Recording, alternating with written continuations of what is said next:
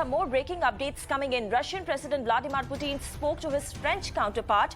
During the conversation, Putin accused Ukraine of committing war crimes.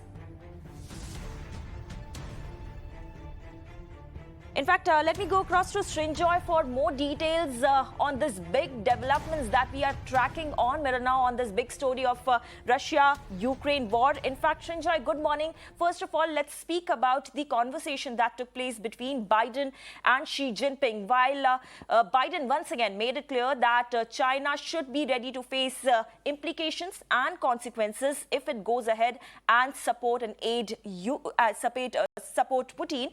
But in the response that has been given by China, they have once again refrained from directly condemning Russia and its maneuvers. Yes, undoubtedly. The Chinese position is almost neutral. There is talk that China will give arms, but that is probably unlikely.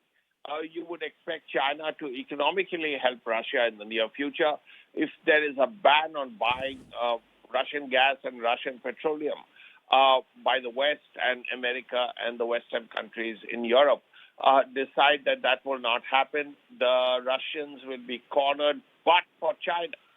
And the world knows that, which is why the call went through. That China is the second largest economy in the world and therefore is very hungry for petroleum and gas.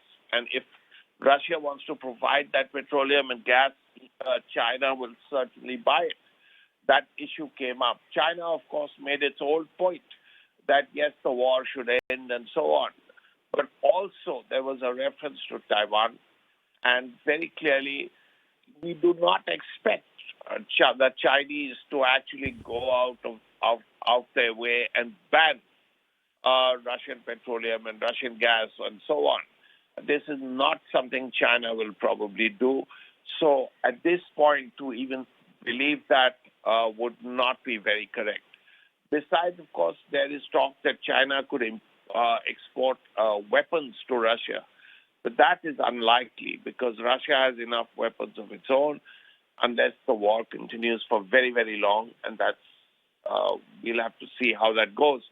But clearly, the situation is very, very difficult. Biden is having to pick up the phone and call Xi Jinping.